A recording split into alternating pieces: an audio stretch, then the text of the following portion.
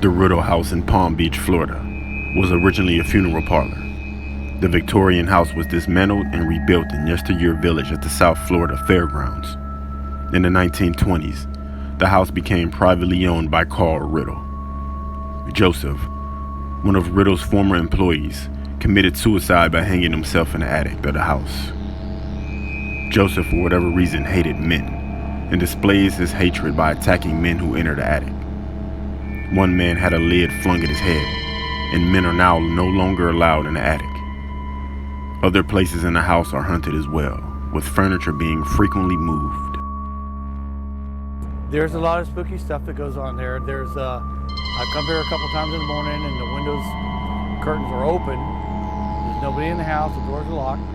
Later on in the afternoon when I come by. The famous attic is padlocked because it's too dangerous to go up What there. can happen? If he's up there and he doesn't want you up there, we can't take that chance.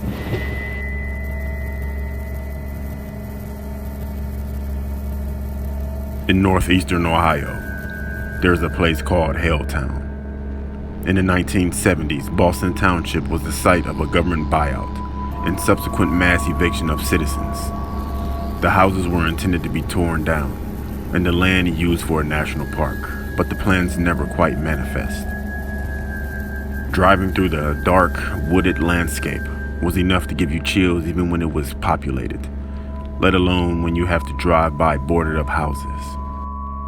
Whether based on a kernel of truth or cooked up in the heads of creative visitors, the persistent legends of Helltown add to the creep factor.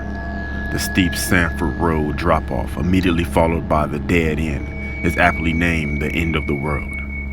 If you get stuck at this dead end for too long, according to ghost stories, you may meet your end at the hands of many members of the endless parade of freaks patrolling the woods.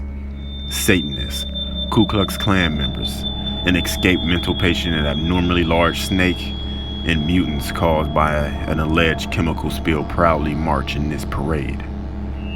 And if you stray from the woods, you may find Boston Cemetery, home to a ghostly man, grave robbers, and the quirkiest of all, a moving tree.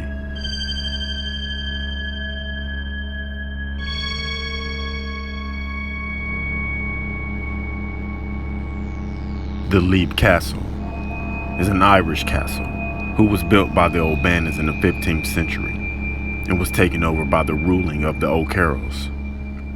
After the death of Maroney O'Carroll, a fierce rivalry erupted, culminating in two brothers struggling for control.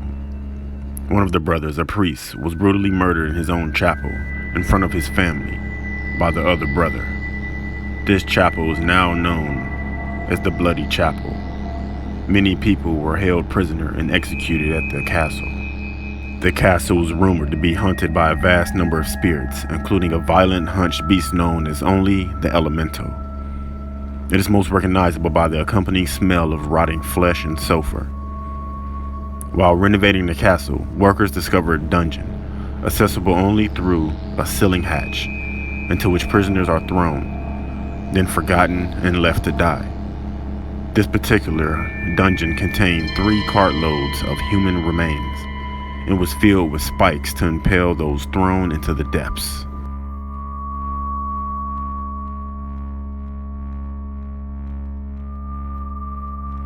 The Shades of Death Road is 7 miles of countryside, and along that stretch it gives us no clues as to the origin of the eerie name. Spooky name aside, you have much to fear along this road. South of the ID overpass lies an officially unnamed lake that most will tell you is called Ghost Lake.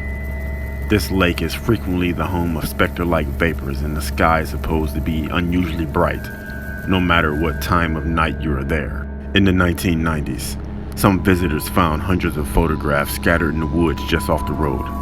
They took them and they shared them. Most of the disturbing images showed television changing channels. Others showed women, with their faces blurred and somewhat difficult to identify, lying on some sort of metal object, conscious but not smiling. Local police began an investigation after these photos were published, and they ran an item with the photos, but the remainder disappeared shortly afterwards.